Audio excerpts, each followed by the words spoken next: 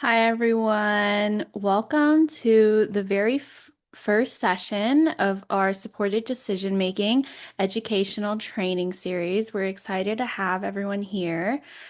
Before we get started, just a couple of housekeeping things. We do have live interpretation into both Spanish and Korean for this educational training series. And so to be able to select which language you want to hear the session in, you're going to click the interpretation globe. You might have to click more first and then select the language. You'll have the option to select English, Spanish, or Korean. Even if you are listening in English, please select English and not original audio so that you are able to hear any questions that might be interpreted from other languages. We have placed the instructions in the chat as well, for you all to join the interpretation channels too.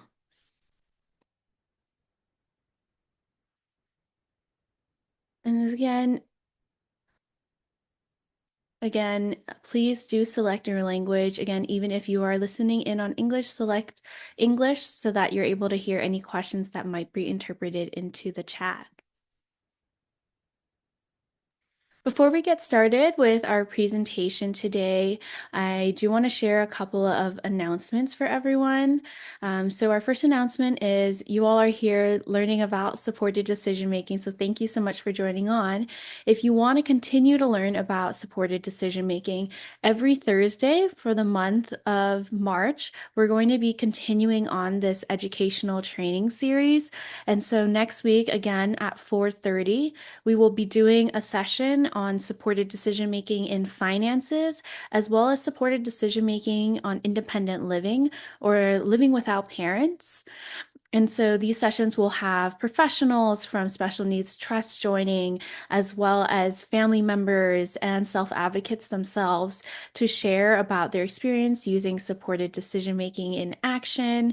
And so we're really excited for the session next week there.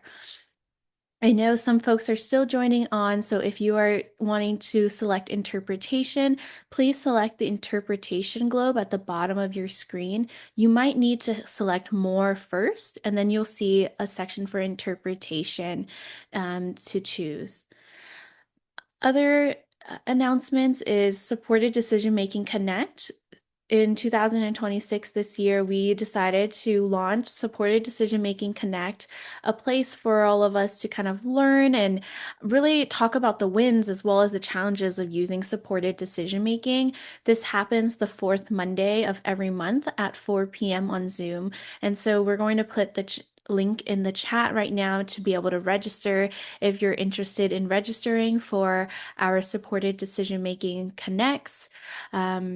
Every month we have a different topic. Sometimes we have presentations. This coming month, we're going to be talking about forms, knowing when to use forms, and what forms to use in what scenario while using supported decision making. And we'll be joined by Britt Bellwine from the ACLU. She's a legal fellow and she'll be able to answer a lot of legal questions that you all may have about using supported decision making as well. And so, with that, in order to get started, we're going to go ahead and get started with our presentation today. The session today will go until 6, and then any folks are also asking until 6, so that is for every Thursday of March. And then for our Monday sessions that happen every fourth Monday, that will be from 4 to 5:30. And so with that, we'll go ahead and get started with an animated video. It's called The Right to Make Decisions. And this is really just to out frame out our night tonight, talking about what is supported decision making, supported decision making in the law. And so we'll go ahead and start sharing that video for everyone.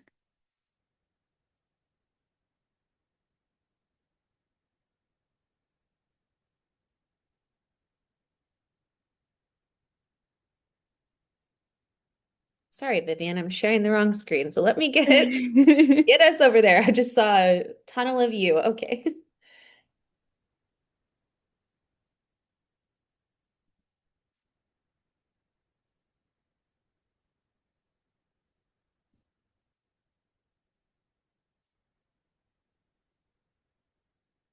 As parents, we can think of lots of choices we made when we were young that we regret. Choices often have risks, but making a decision with reasonable risks is a great way to grow and learn from our mistakes. Our children with disabilities deserve to make mistakes and learn from them. This is called dignity of risk.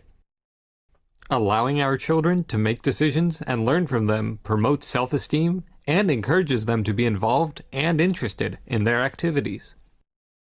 This self-determination allows our adult children to have more choice and control over their lives and can lead to better outcomes. It has also been shown to reduce the likelihood of abuse. As parents and supporters of our loved ones, our goal is to protect our children. But it is also important to remind them that no one is perfect and that making mistakes is okay. Making a mistake is how we learn and grow.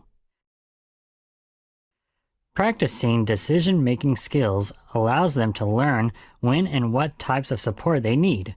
And practicing decision-making with our children, we also learn ways to communicate the options to help them make good choices that are their own. And it helps us as parents to learn how to explain things clearly so our children understand. Making good decisions is a skill that we learn. As parents and supporters, it is important to encourage decision making at the youngest age possible, even if they are small decisions at first. This can begin with smaller decisions with little to no risk, such as choosing their clothes for the day or deciding their after-school activities. As your child grows older, continue to involve them in different bigger decisions. Have them participate in their IEP meetings at school.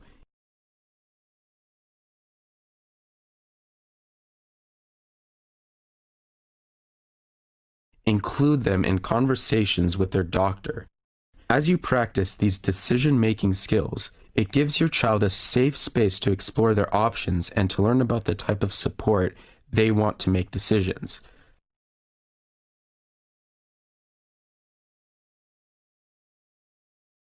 Helping them build these skills begins with empowering our children to make choices for themselves and not be forced into a decision by others.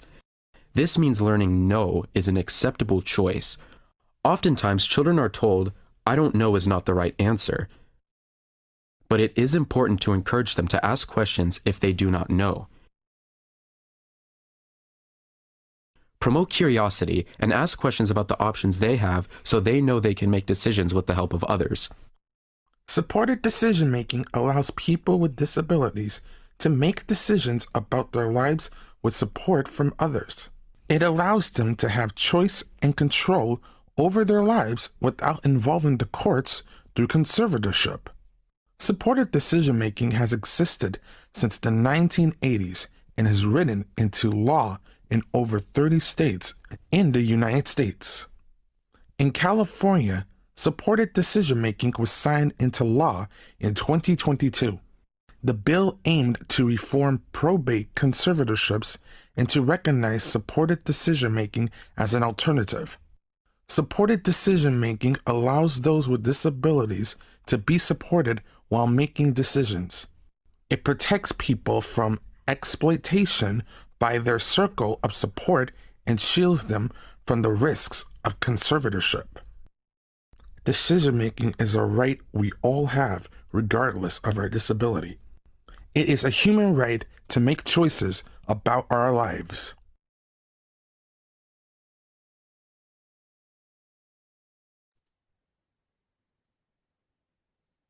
So this amazing video we were able to make with State Council of Developmental Disabilities with funding from them, and it was animated and voiced over by animators and voiceover actors who are self-advocates themselves from Exceptional Minds and Spectrum Laboratory.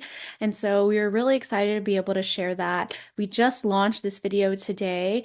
We have launched 2 other videos in the past, and we are going to have a total of 5 videos that we're launching. So if you join us for next week, we'll be able to launch our next video for everyone to watch as well. And all of these are just to learn more about supported decision making. And so with that, we'll go ahead and share our slides for today. We're going to first share them in Spanish, and then I'll share them in English for it to be the default. If you want to toggle between the English slides and the Spanish slides, you'll see at the top once we share, one will say Spanish slides and one will be my screen. It'll say Vivian Doe is sharing screen. Perfect. And as folks are asking, it is Spectrum Laboratory. And so as we get started today, I just want to share, thank everyone for joining again today on our introduction to supported decision making. My name is Vivian Doe. I'm a project manager at Disability Voices United, working at our supported decision making training and information center. With that, I'll pass it over to Isabella to introduce herself.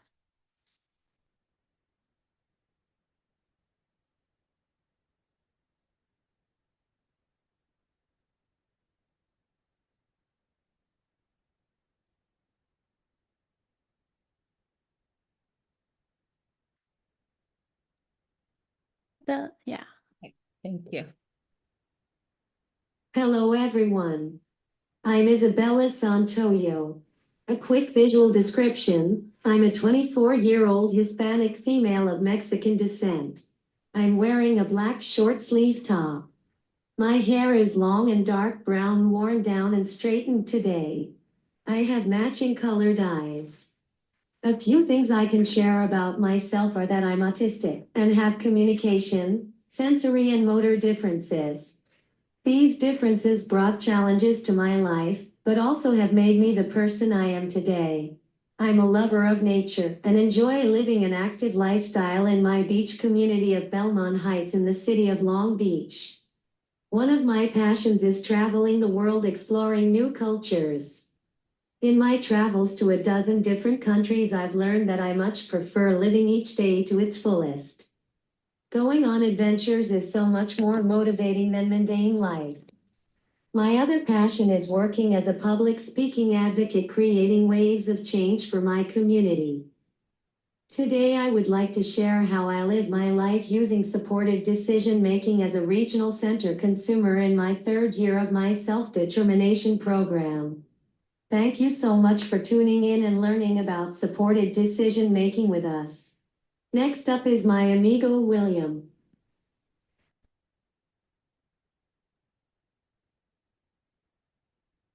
Hello, my name is William Del Rosario, and I am an intern with DVU. Born and raised in Orange, California, I'm a Hispanic Filipino lifelong learner in my mid-20s, and am making my way through my first year of college one letter at a time. I have autism, apraxia, am a multimodal communicator, and use augmentative and alternative communication, or AAC, via typing in my iPad.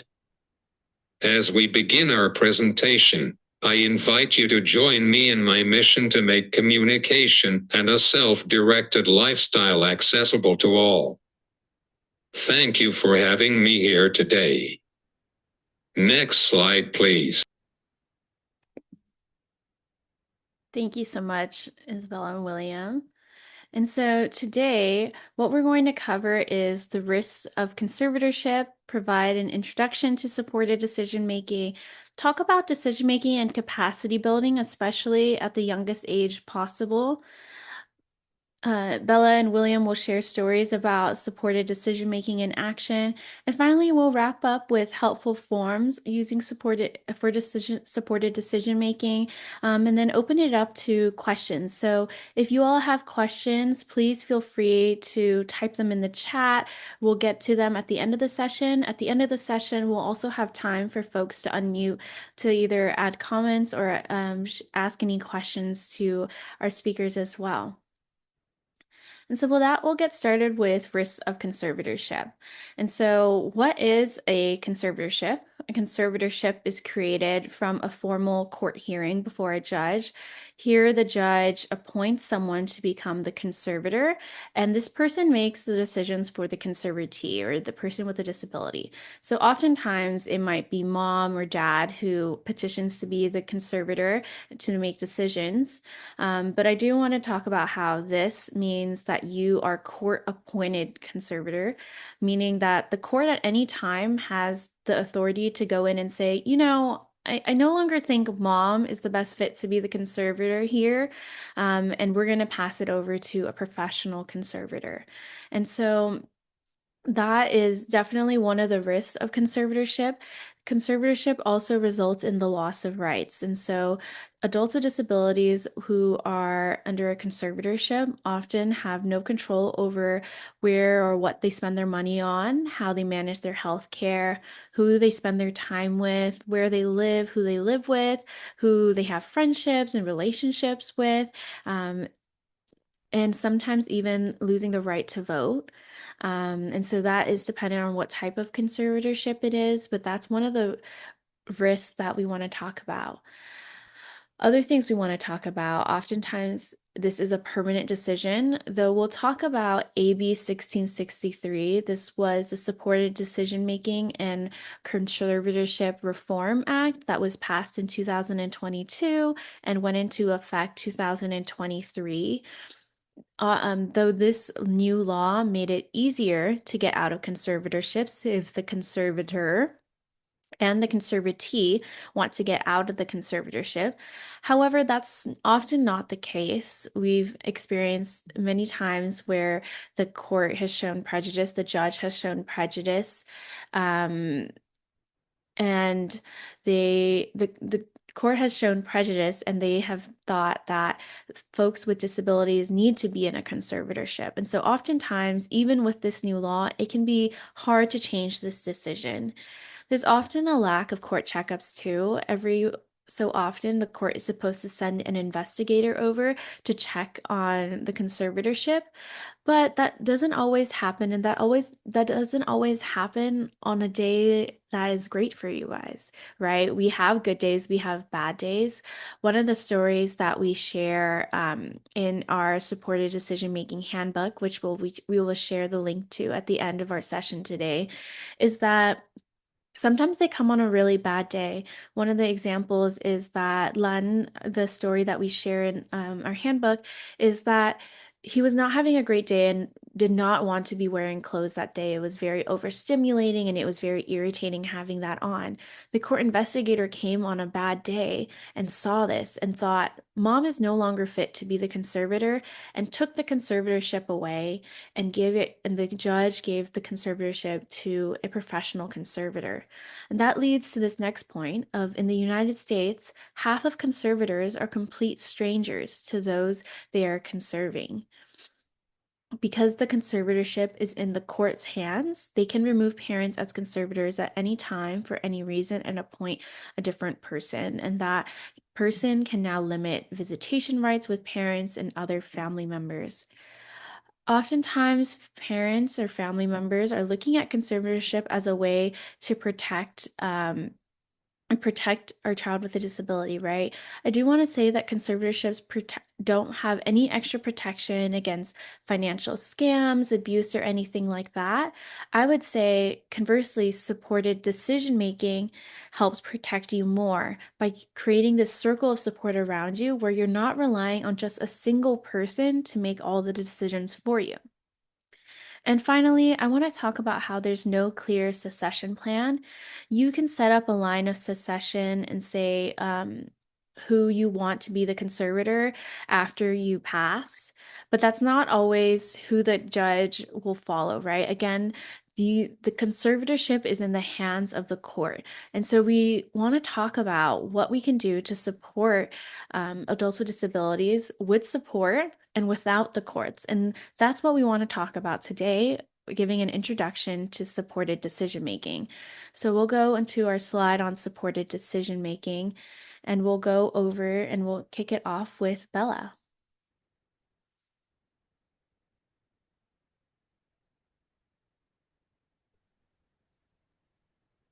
First of all, supported decision making is a California law. It empowers disabled individuals to get support from trusted people to make important decisions without the need to remove their rights. Let's break it down from my perspective. Everyone deserves to make their own choices, disabled people included. We have preferences, thoughts, and opinions on just about everything. Most decisions we make are simple, but they matter because it is in making our own choices that we evolve as our own authentic self. But what happens when a difficult decision needs to be made? I'd assume you'd ask someone for guidance. That is the same concept with SDM. Trusted people are chosen to help. Once a decision is made, the individual can communicate it for themselves, or a supporter can communicate for them when needed. SDM is not fixed or permanent like a conservatorship.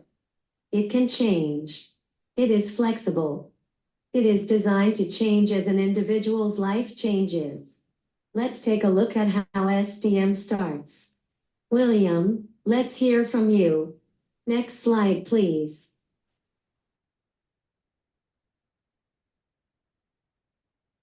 For most of us, when we are younger, our parents are the people who help guide our decisions. As adults, that support can still continue, but it often expands to include others in our circle of support. My parents are still a big part of my circle, but I also look to other trusted people in my life who can help me think through choices when I need it. My parents practice supported decision-making with me. This means they help me think through options, talk about possible outcomes, and support me in making my own decisions. The amount of support I need can be different each time. Some decisions are small and easy, while others take more time and conversation. Making decisions for yourself can feel a little scary at first. But the more you practice, the easier and more comfortable it becomes. And even when things don't turn out the way we hoped, those moments give us a chance to learn and plan for next time. Recently, I experienced an important decision with the help of my circle of support. I had a new staff member who was being trained to support my communication. My staff member and I attended the training together, so my parents were not there. I had waited a long time to find someone we thought might be a good match for my needs. Since I had never had the opportunity to choose my own staff before, I really wanted this to work. But over time, I realized that it might not be the right fit. During one of the training sessions, the speech and language pathologist working with us noticed that I was not my usual self. Afterward, she took time to check in with me privately to make sure I was okay. I explained that I didn't want to hurt my new staff member's feelings because she was a very kind person. At the same time, I knew that the person supporting me needed specific skills to help with my communication. After talking it through with my SLP and then discussing it with my parents, they supported me in making the final decision. Together, we met with the supervisor from the agency that provided my support staff.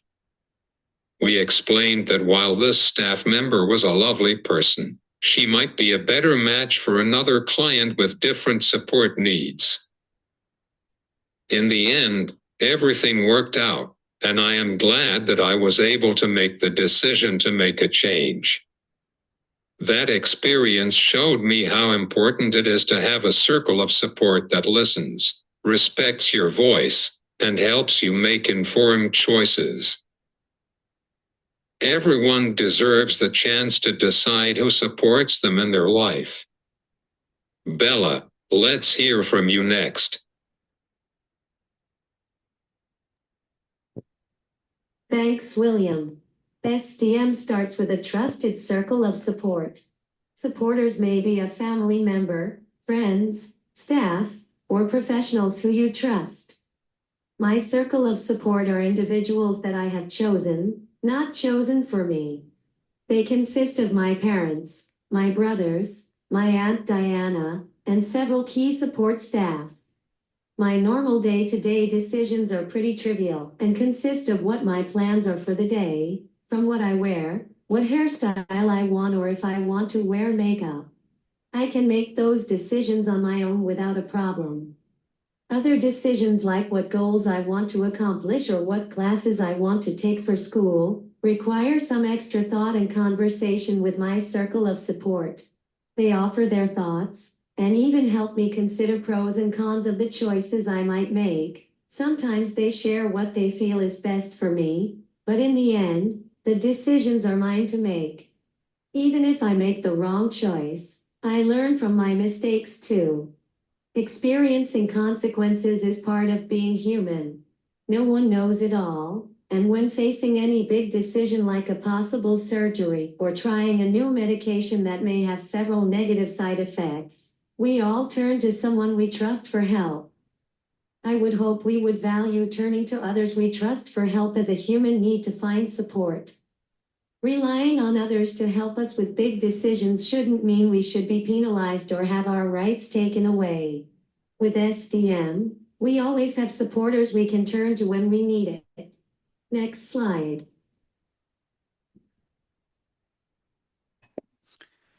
And as Bella and William talked about that circle of support, oftentimes folks talk about, well, who is in it and how do I think about who I need to include in it? And so this is an example of a graphic, and we'll share this in a worksheet style where you can print it out and fill it out yourself too, about what the circle of support looks like.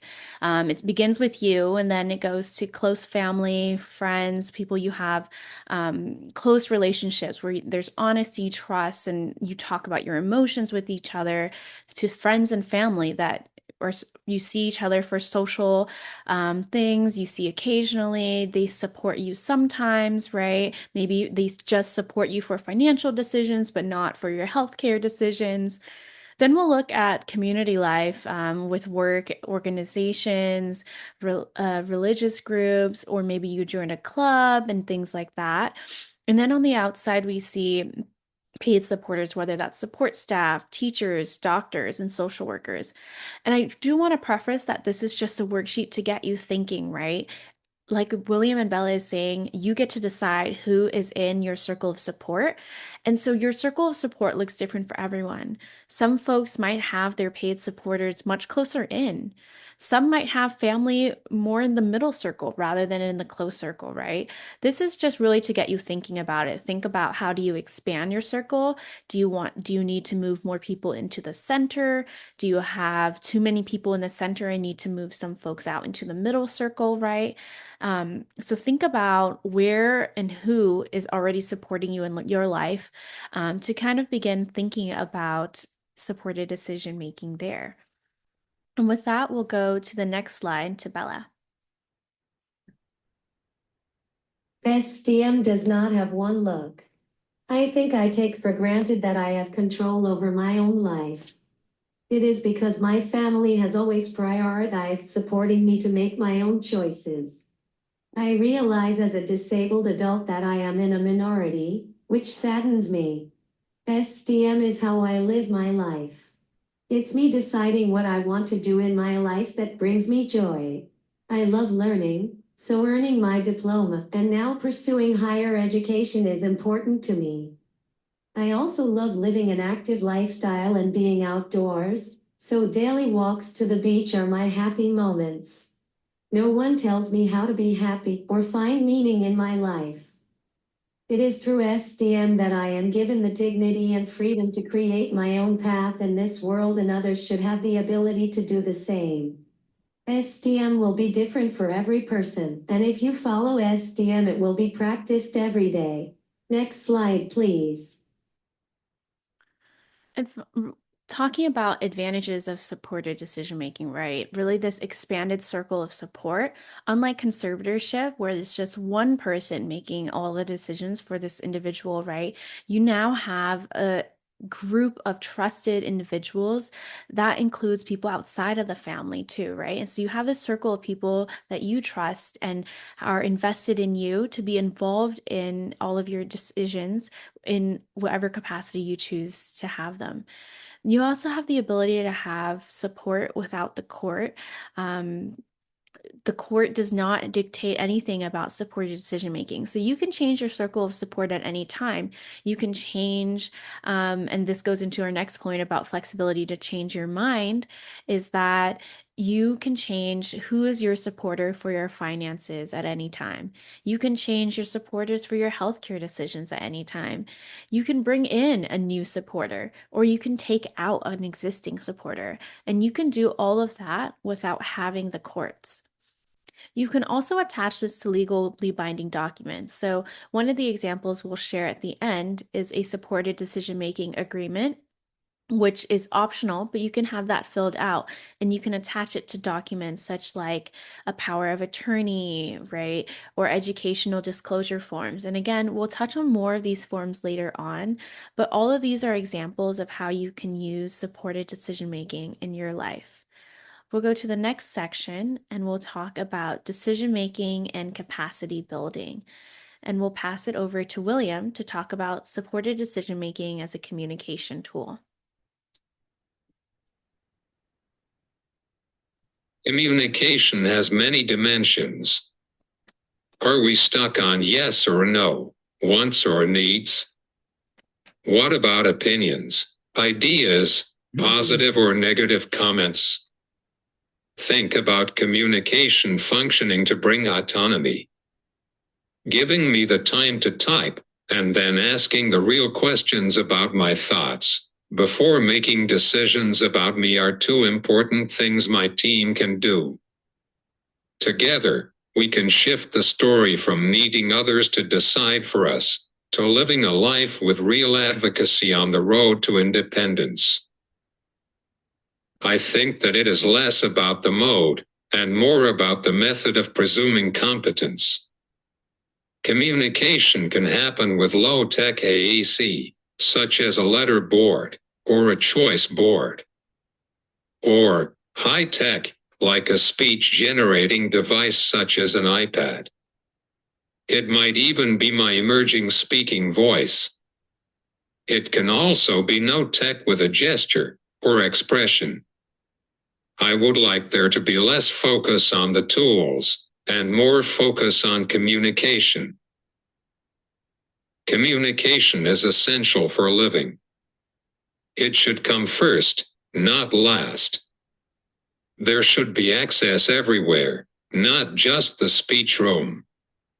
It is not something that can be measured with mastery tests to prove eligibility. It is a basic human right that we are all deserving of.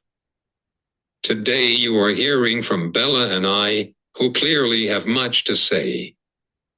It wasn't always this way, and it's important to remember that the accomplished young adults we are becoming all started somewhere. My challenge to you is to shift your mindset to think about the possibilities, not the capacities. Communication shouldn't be an accommodation. It should be the expectation. Next slide, please.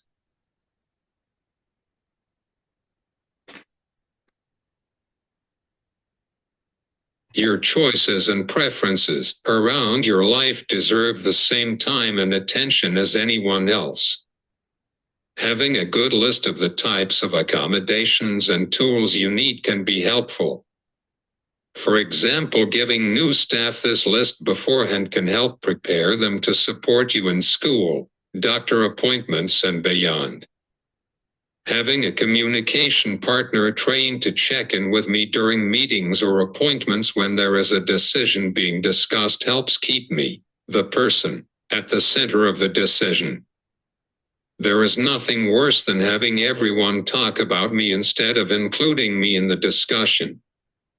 Ask if we have anything to add or say, read our body language, break down information into plain language, or give us extra time when needed.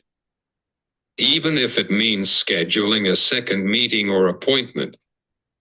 Next slide, please. Before we go on to the next slide, I just want to add to what William is saying is as a supporter, think about how communicating preferences looks different. William talked about checking body language, right?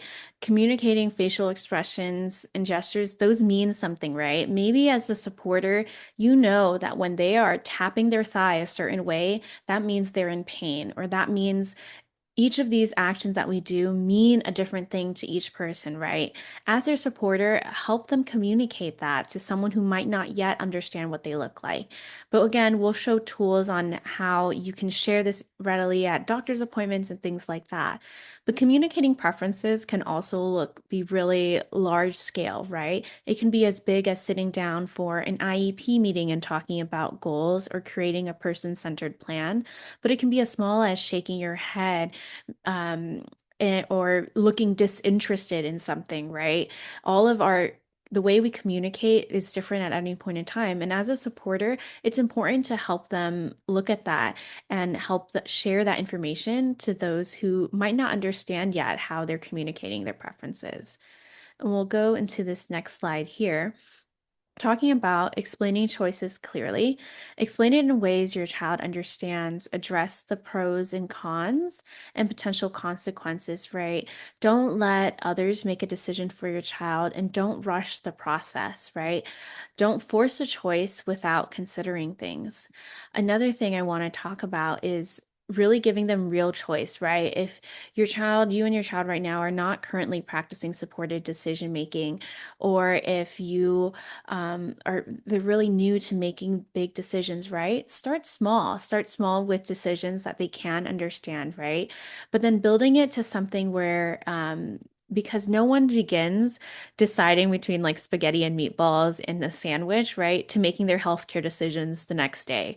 No one makes that jump that quickly. And so we need to begin building up into these decisions, including them in their healthcare so that they understand more about their health, right? And talk about making them have real choices in their life, right? In my family, one of the questions that was always brought up was, hey, do you want to take a shower or a bath right now? Um, as you can probably guess, no was what we wanted to say, right? Or my family members wanted to say, but no wasn't a real answer, right? The option really was yes or yes later. And so let's reformat these questions so that they're getting real choices, so they feel like they have that autonomy and they know and they're building that confidence that making a choice means something, right? Um, Making a choice means something there. And so next we'll go over to our next slide to Bella on practicing supported decision making with multimodal communicators. Helping someone with a decision means you must understand how they communicate. SDM can't happen without communication. Does your person use gestures? Do they point? Or do they use body language or facial expressions? Those are valid forms of communication. I am able to use text-based AAC to communicate, but this is not mandatory. A student can be given choices on a choice board. Equally valid is gesturing towards a specific item. Multimodal communication values all forms of communication. There are times when I can't communicate effectively by typing, and I am given choices on a whiteboard. I also point or gesture towards what I want. Am I understood? That is everything. My preferred method to communicate is with a low-tech letter board and a trusted communication partner. But recently I have been embracing my high-tech speech-generating device called Alara 3. I've chosen to work on my high-tech device because I long to be heard and I have lots to say. This wouldn't be possible for me without ongoing communication training and the support of a trained communication partner. Deciding what works for me is my decision to make. Think about agency and always respect the message being communicated. Next slide, please.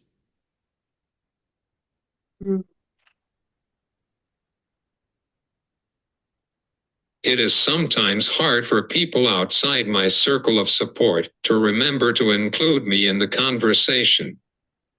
If I know what I want to talk about at an appointment or meeting, it helps to prepare a few talking points and save them in my iPad.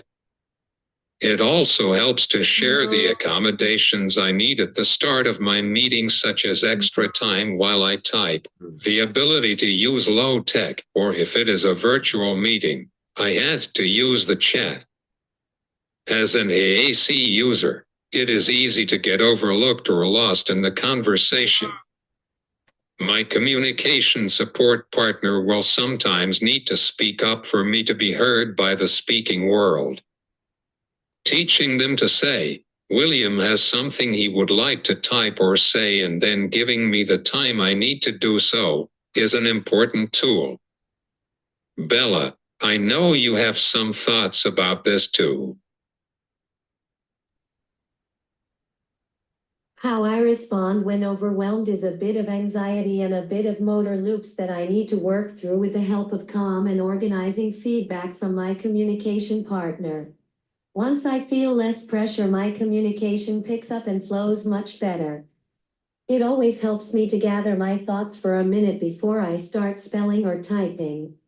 I had found when I am rushed, I say less. I love calm social interaction and conversation versus being in the spotlight, so for me, finding calm when I need to participate and share my thoughts is essential. Next slide.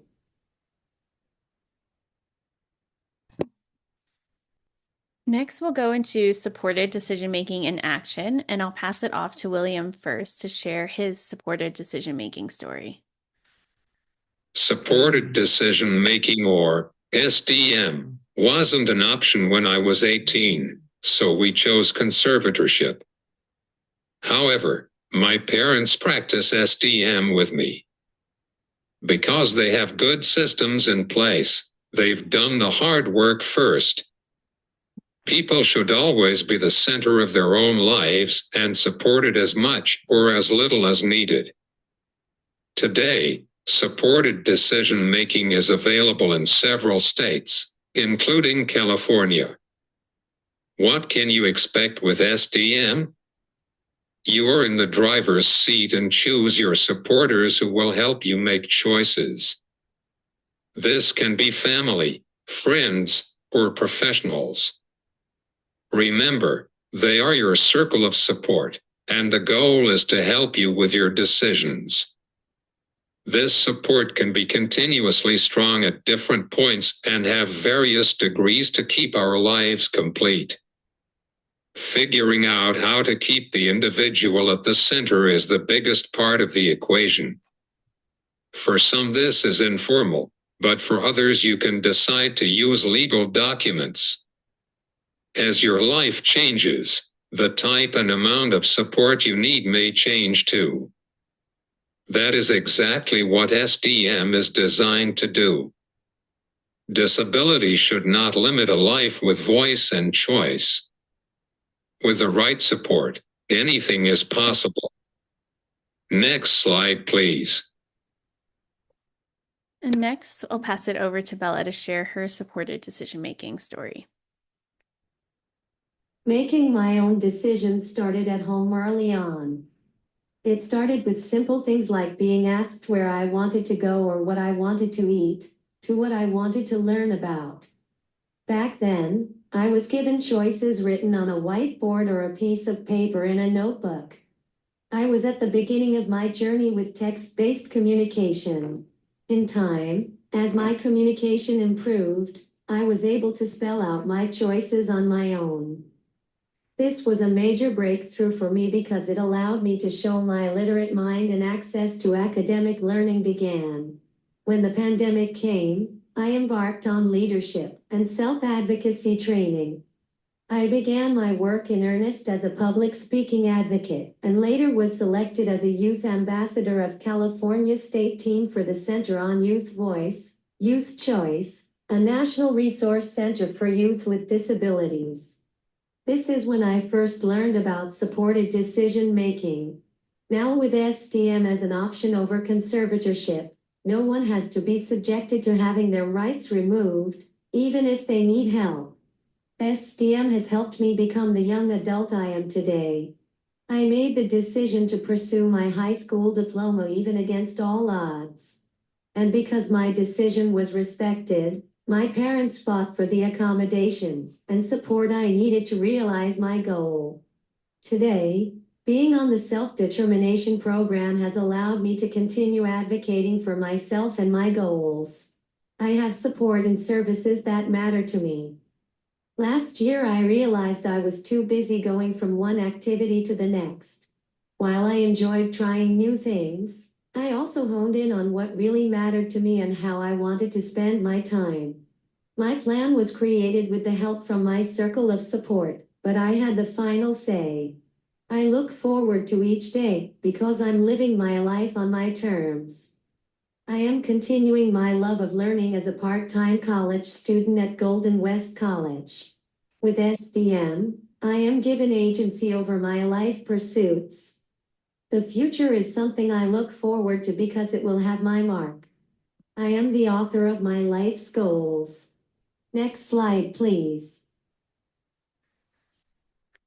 Next, we'll get into exploring decision supports. And so this is right here, this chart is an example of a chart to help you decide what types of support is needed, where and what support is needed. So this chart here is linked in our handbook that again has been shared in the chat and we'll continue to share it in the chat.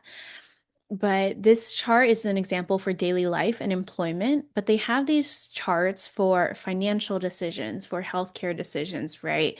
And so then you look at the different choices, right? One of the choice might be, do I pay my bills on time, like rent, the cell phone, electric, internet? And you can say, I can decide that with no extra support. I need some support with my decision, or maybe at this point in time, I need someone to decide that for me, right? And in this case, that could be through representative payee or power of attorney, right? And next, after deciding whether or not you need support with certain decisions, right, is deciding what level of support you need, right?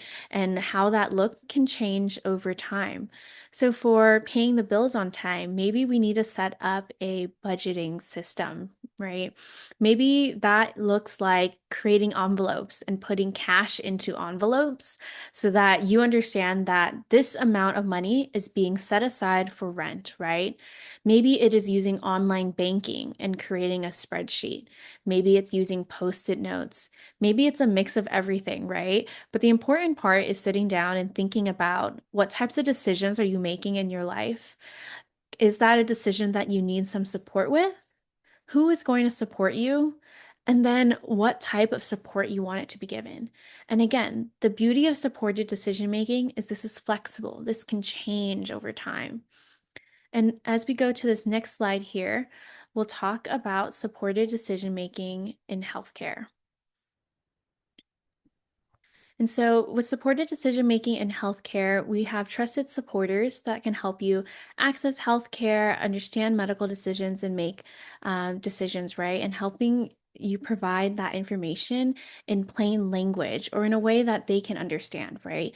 Whether that is a more small decision from deciding flu shots, right, to much larger decisions about, a surgery that you might have and things like that. And so I'll pass it over to William, who is going to share more about using supported decision making in healthcare. Like all of us, people with disabilities may need support to understand health information. communicate with their doctors and nurses, and manage their daily health needs. Supported healthcare decision-making allows adults with disabilities to name trusted supporters to help them access healthcare, understand medical information, and make medical decisions. Medical appointments can be a time to discuss health concerns, learn treatments or procedures, and make decisions about our healthcare. This can be something big like taking a new medication, or having an operation, or something small like scheduling a follow-up appointment. Whatever the decision, our circle of support can help by making sure our providers include us in the conversation. For example, recently I was getting fitted for new eyeglasses. The technician picked out 2 or 3 styles for me to try on and started to tell me which pair he thought looked the best. My mom was supporting me and noticed there were choices in colors. She asked me if I wanted to try another color. I did, and it felt great to be asked. Everyone had an opinion as to which color looked the best. There was one problem: I couldn't see without my glasses. It would have been easy to let them choose, but my mom wanted me to decide. She had my dad take my picture with the different choices, and then I could look at them with my glasses on. My point is, even if it takes extra time, believing in someone and giving them the dignity of choice is how you start. These same practices can be carried over to bigger decisions. It is not easy to change old ways, and if you haven't been doing this, just try. The person you support isn't counting your mistakes. They're counting on you. Next slide, please. And then I wanted to share, these are 2 documents that can be helpful with using supported decision making in healthcare. The one on the left is our support tip sheet. This provides tips to healthcare providers in supporting patients with disabilities. A lot of the work sometimes is educating these providers on supported decision making and your right to use it in healthcare settings. And then the one on the right is our healthcare passport. And so here it's a couple of pages long, but you can list out all of your medical information there, your medications. I show pain by doing what? If I get upset, this is how, if I get uncomfortable, this is how to support me in that, right? Or maybe it's sharing about the types of environments you are best in, what you're allergic to. And so these are both really important tools that you might be wanting to use when you're practicing supported decision making in a healthcare setting. And we'll go to our next slide here into supported decision making in finances. And so some of the options of using supported decision making in finances is having a joint bank account, a durable power of attorney for finances, CalAble accounts, special needs trusts, and representative payee. So joint bank accounts can help people manage money and prevent overspending. It's also possible for money to be sent directly from another bank account and for there to be a joint bank account provided. This joint account can also be filed under the parent's social security number, which will protect your adult child's eligibility for public benefits like SSI. Durable power of attorney for finances is an example of substitute decision making, right? Where you give a trusted person the legal authority to act financially on behalf of the person with a disability. The important thing is the power of attorney does not require the involvement of the court and just requires the signature of the notary. So this can be changed much easier than a conservatorship. Able accounts are can be you can deposit money into there, and that can be withdrawn tax-free to pay for things like housing, transportation, healthcare, and other basic living expenses. Every year, they're changing the contribution limit. I believe as of this year, you can contribute up to $19,000 to that account, and that is all without it impacting Social Security, Medicaid, or your Medicare benefits. A special needs trust allows families or supporters to set aside funds for the individual without, again, jeopardizing the person's ability to receive public benefits. And finally, representative payee allows someone to manage your SSI funds, and they can help designate making sure that they're paying their rent with that money, right? And so for more information to apply to that, you can look at the SSI and representative payee um, services there. Hey, Vivian.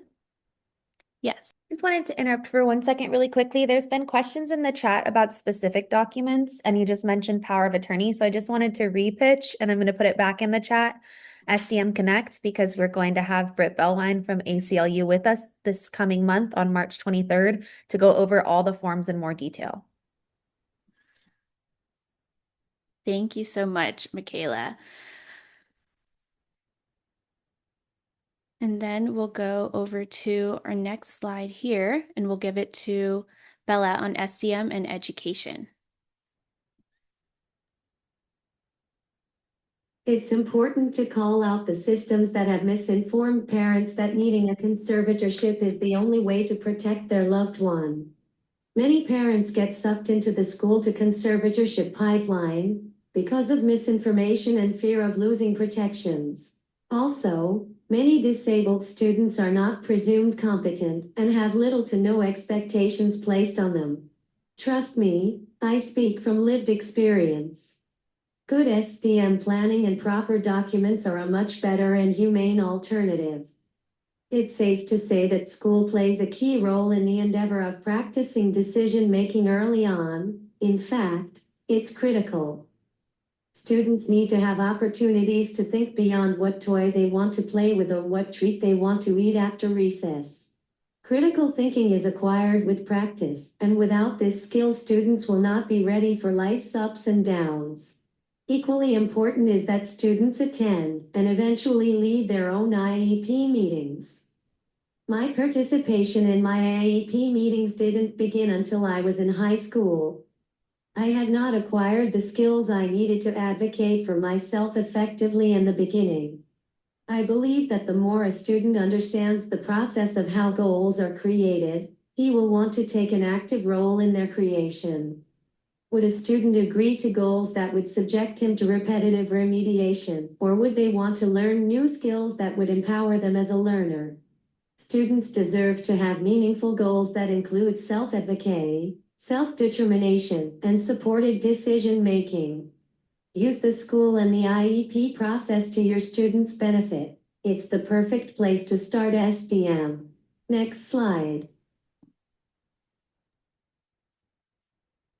And we'll pass it over to William for supported decision-making in other areas. Supported decision making, or SDM, can be used in many areas of life, including voting, public safety, educating providers, and advocacy. The right to vote is very important. A good first step is simply asking the person you support if they want to vote.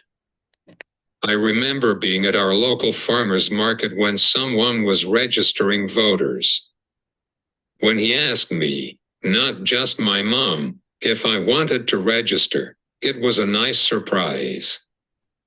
Being included mattered. It's also important to think about how a person communicates. I use a letter board, my iPad, and sometimes simple choices. My support person makes sure those tools are ready so I can share my decisions. Using my letter board, and with my mom helping record my responses, I was able to register to vote. I prepare to vote just like many of you. I watch debates, and my family and I read about the candidates and ballot measures. I get to talk about what matters to me and ask questions. I vote by mail because I need extra time and breaks. Someone in my circle of support reads the ballot and records my choices, and then we walk together to drop it off. Families also worry about interactions with law enforcement. If an adult child has a behavioral crisis or trouble following directions, situations can become stressful. There is no single form that guarantees protection in these situations, and many first responders are not trained to work with people with intellectual or developmental disabilities. That's why planning ahead can help. Families can look for community resources and share information about how their adult child communicates and what support they may need. Some documents, like a durable power of attorney, an advance healthcare directive, or a release of information form, may help in certain situations. And remember, you do not have to be a conservator to support your adult child during an interaction with law enforcement. Supported decision-making should also be part of education. Think about this. Is the student the subject of the conversation, or part of the conversation? For years, teachers talked about me and my goals while I was sitting right there. I often felt like a fish in a fishbowl, being observed but not included. No one asked me about the depth of the ocean I wanted to explore. We can change that. Instead of feeding students the fish, we can teach them how to fish. Advocacy skills grow over time. Presuming competence and building trust gives people the support, respect, and dignity they deserve, and the chance to be heard, however they communicate. Next slide, please. Next, we'll get into helpful forms for supported decision-making. So this first form here that we're showing is a supported decision-making agreement. I want to emphasize that this is not required to be practicing supported decision-making, and all of us are already practicing supported decision-making in some capacity without a form, right?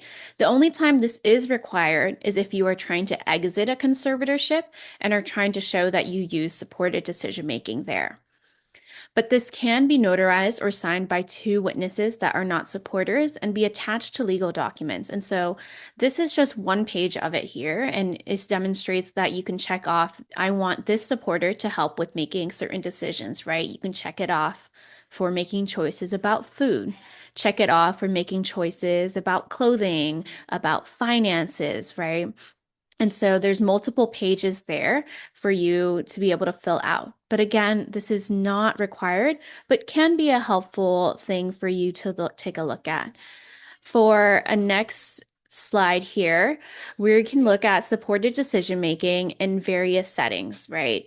And here, this chart is a great one to capture, but it is also linked in our handbook. And we only have one more slide, and we'll put in all the resources that we've shared throughout our session today in the chat once again.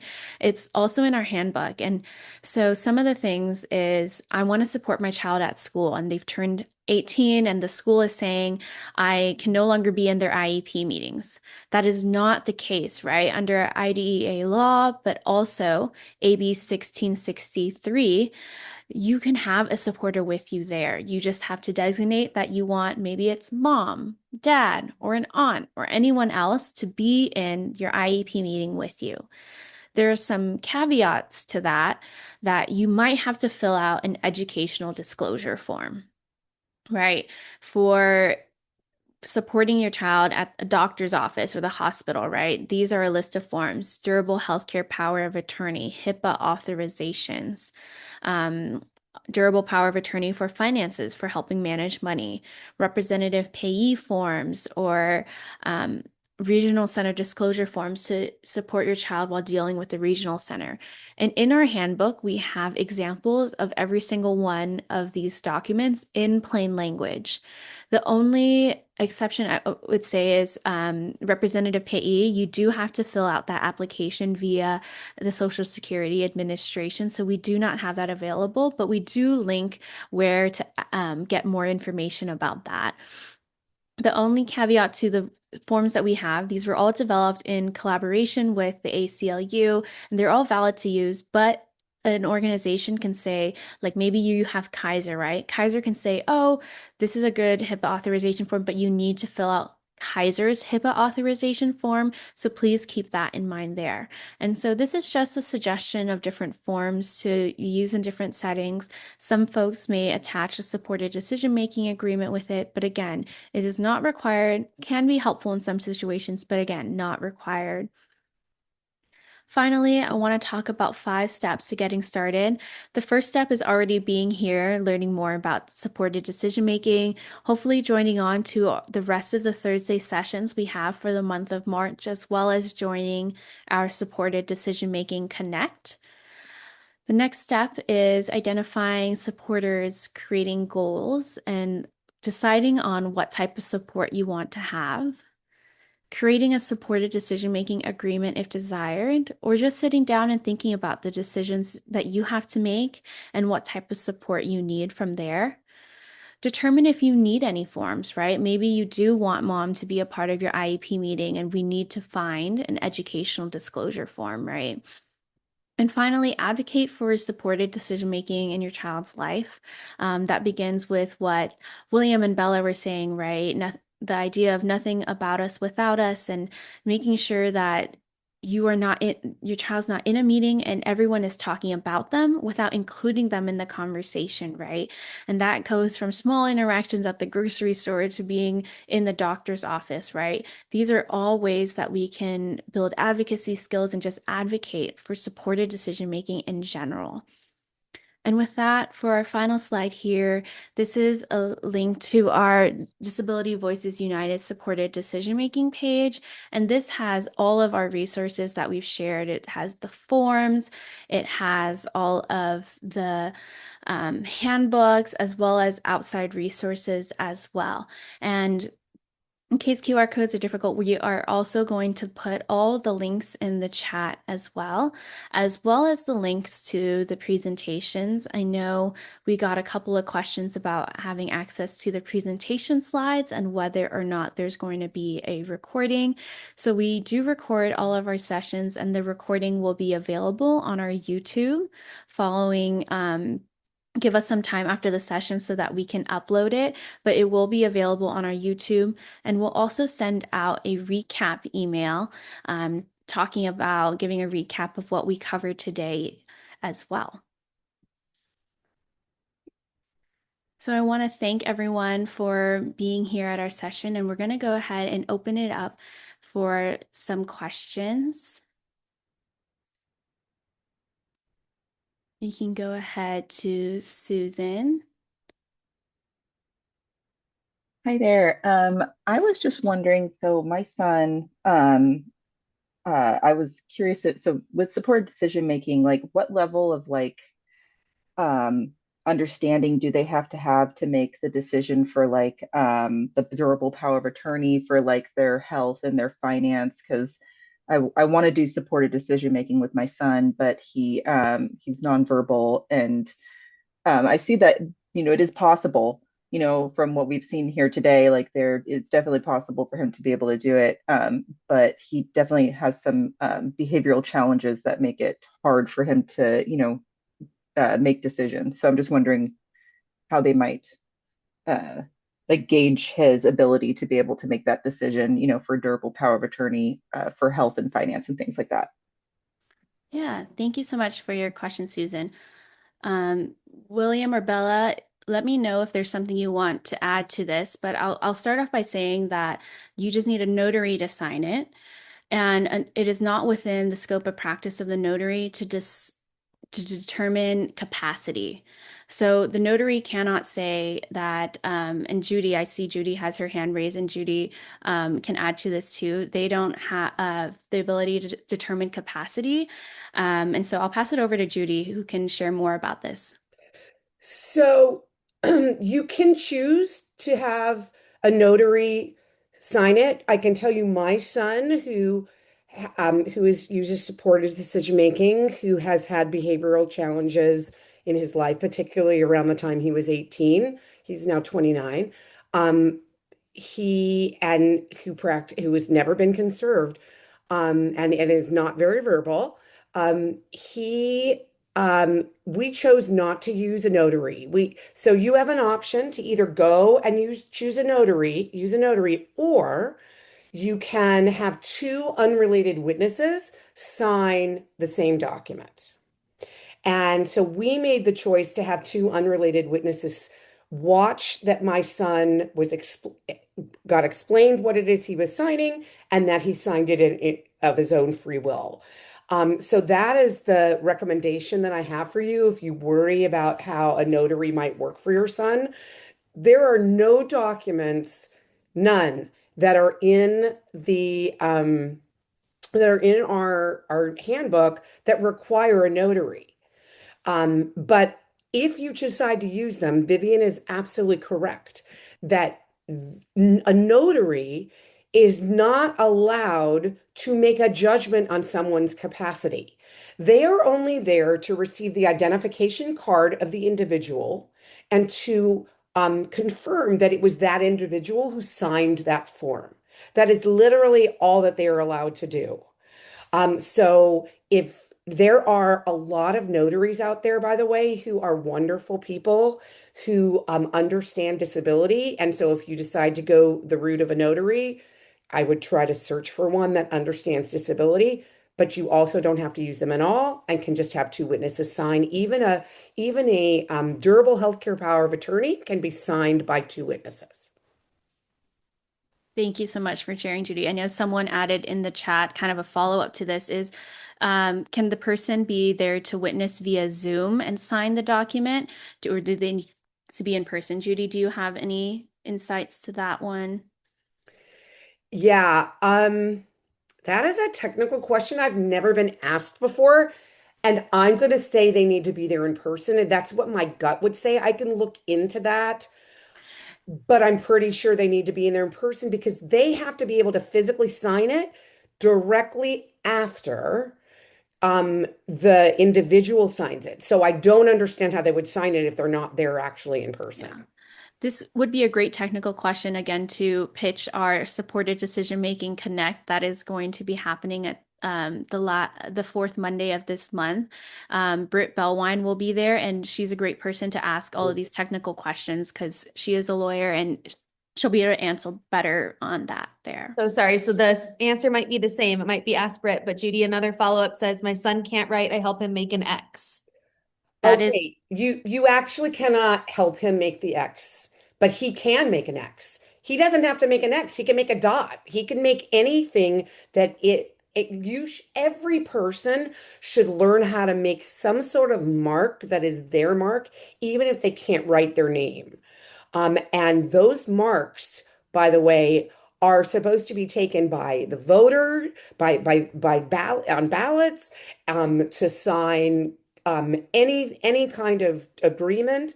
That the law says that any mark, including the supported decision-making law, we were very specific to say any kind of mark that the individual can make. So um, I wouldn't do a hand over hand if you're having two witnesses view what you're doing, because that could be implied that there is a coercion happening there. But for your child's sake, you should be teaching them how to sign something, whether it's their full name or whether it's a mark, on a piece of paper. And that's something that therapists can help with, occupational therapists, physical therapists can really help individuals develop that skill set. I know that Bella and William added in the chat, so I'll just read it out so it can be interpreted as well. Bella says, I make a mark, and William says, I can print my name, but a mark or signature works for voting too. And then we will get into more raised hand questions, but I know we had a couple of questions in the chat about, is there a training specifically on how to coach and how to build up independent decision-making ability? These are all very good points, but I think that to actually implement it in our individual cases, a multi-week small group learning supportive community would really make it happen. I do want to point out some of the resources we already have available on our YouTube channel. If you look up Disability Voices United and Supported Decision Making, we have a lot of great trainings that we've done in the past that we have done. But as Michaela has responded in the chat there, our supported decision making connects, though we have kind of a general theme for every month, this is a place for you to come and talk about challenges that you might be having, share about wins, and really learn from each other to implement it there. But we will definitely take this into consideration as a theme for one of our future supported decision making connects. And then we can go to Maria. I see Maria has her hand raised.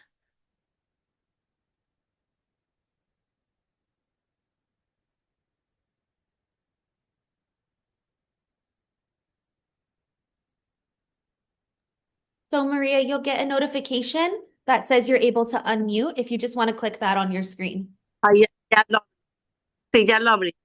Muy buenas tardes. Mi pregunta es, por ejemplo, mi niña es parálisis cerebral completa, ella no, pues no piensa nada, ella tiene cuidado 24 horas. Mi pregunta es, yo soy conservadora de cuando, bueno, alguien del centro regional me recomendó que yo me hiciera conservadora cuando ella ya cumplió los 21 años. Y yo desde ahí hasta ahorita he estado, pues, sí me vienen y me revisan o sea, los protocolos de la corte, ¿verdad? Pero yo para poderme hacer tutela legal sería agarrar a alguien, una persona que me ayudara con eso o puedo seguir así, porque ella, en sí, yo hago todo por ella. ¿Sí me escucha? Yes, we did. Sorry, we were getting the translation, the interpretation in. So I want to add that Disability Voices United does not do any help with conservatorship. If you are looking to resources to exit a conservatorship because you have worries about wanting to expand the circle of support and use supported decision making instead, in the chat we will put Britt Bellwine's information there. She's a lawyer that is helping people for free get out of conservatorships and practice supported decision making because it sounds like you're worried about this being very isolating and having just you are the sole person making the decisions and wanting to include more people there. And so that is a great resource. And so I will put Britt Bowine's information in the chat there. And ACLU should have interpretation services as there as well to be able to help out with that too.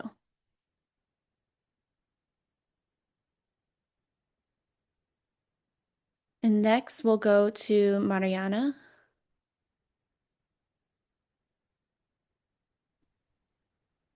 Hi, good evening, everyone. I love that my mom participated. That was her a few minutes ago.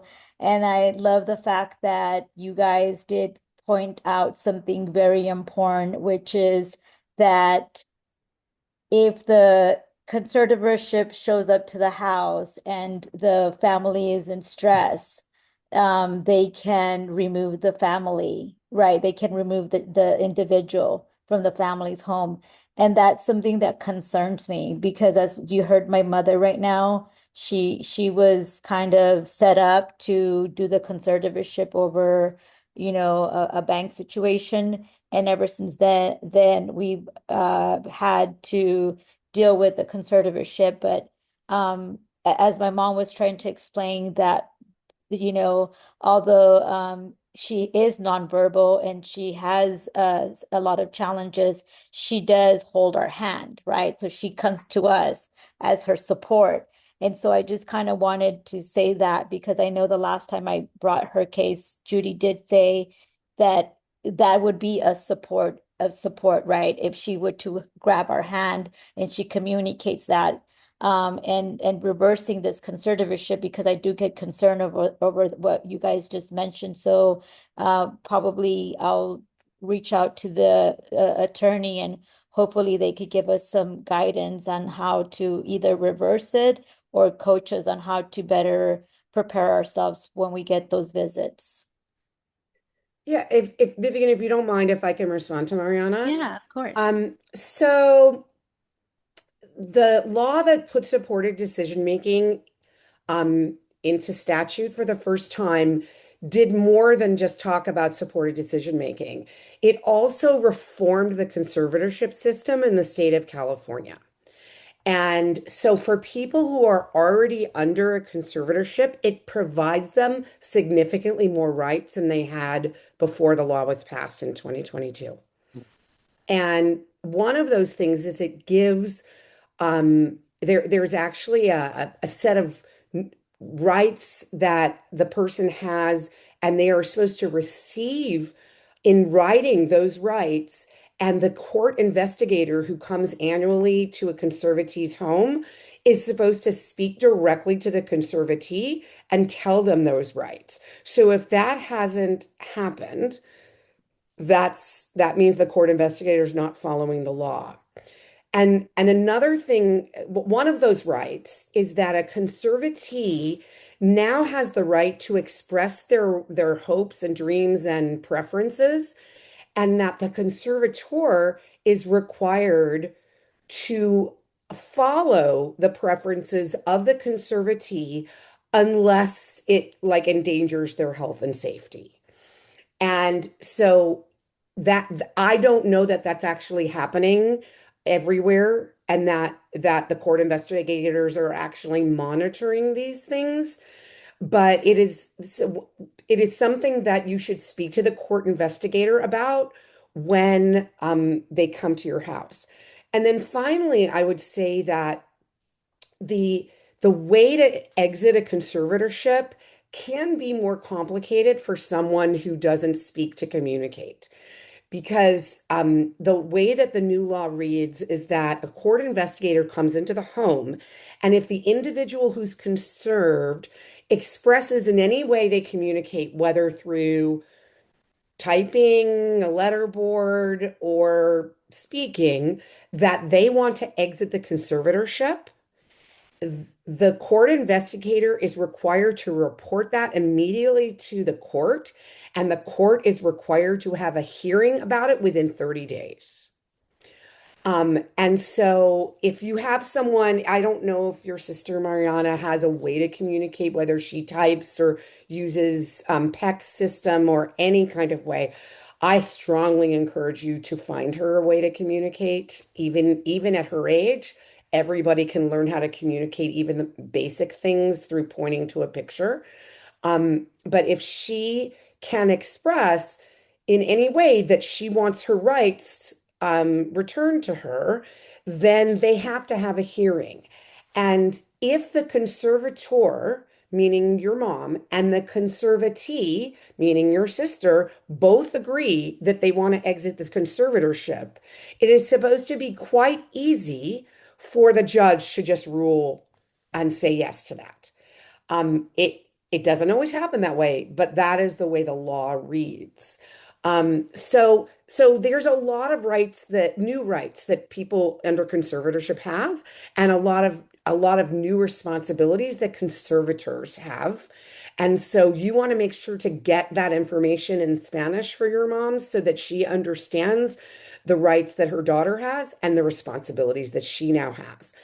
The other thing I would say, if exiting a conservatorship is not going to be possible, is that you want to make sure that now you become a co-conservator, Mariana. Are you already a co-conservator? I actually am, and we Okay, have a meeting to add just one more sibling. It's six of us, so we want to have two, just as a backup. perfect. So So that's the way, because what often happens if the parent is the sole conservator and the parent either becomes incapacitated for some reason, unavailable for some reason, or dies, and no one is a clear person that has been designated to become the successor conservator, the court could appoint a public guardian or a regional center to be the conservator, which is not what anybody would want. So I always encourage people who are currently under conservatorship to make sure that a sibling or a person that they want becomes the co-conservator if the parent is getting older or has any risk of becoming incapacitated. Thank you. Thank you. That makes Absolutely. a lot of sense. Thank you so much. Thank you so much for adding to it, Judy. And then I think we have time for one more question. So we have Maria. You should see a thing to be asked to unmute for you to ask your question.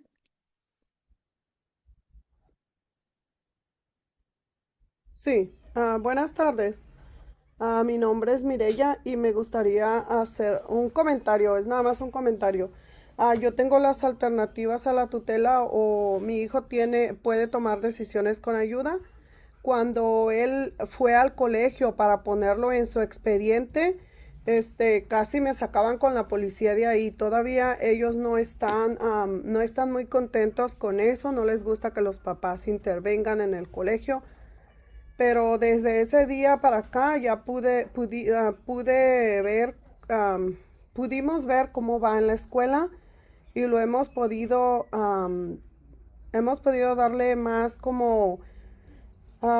más sugerencias de qué debería de hacer o que vaya más con la consejera y me puede llamar a mí cuando está con la consejera para que me expliquen qué están haciendo. Y veo que le está yendo un poco mejor, pero sí casi me sacaban con la policía de ahí de la oficina del Departamento de Deshabilidades del colegio. Es todo, nada más es un comentario. Gracias. Thank you for sharing. And I know that's a difficult situation to be in. I'm not sure how long ago this happened, but I do want to say again, with the law that was passed, you're able to have a supporter with you in any meeting or any third-party communication, right?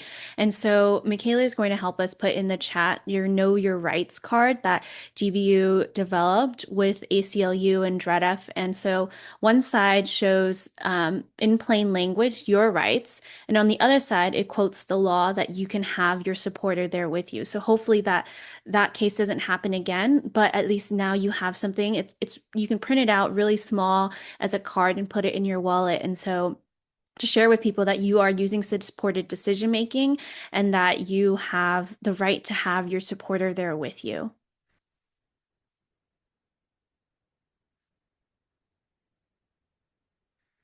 And then Bella added, that's unfortunate. The DSPS office should help with this as well.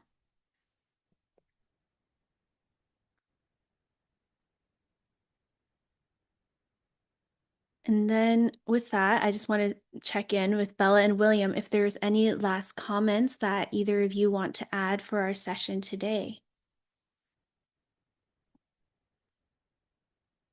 William says, agreed, DSPS should help with that situation as well.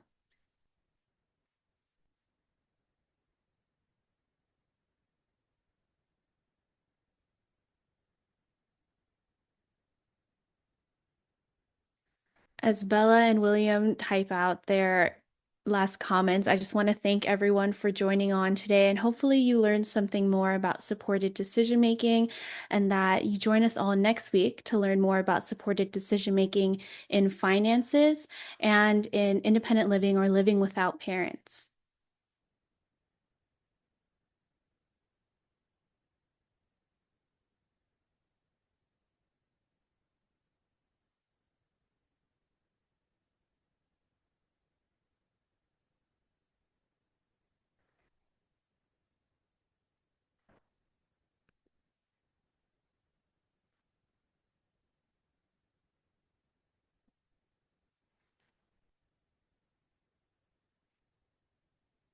Bella's shared nothing extra, but pleased to share my experiences.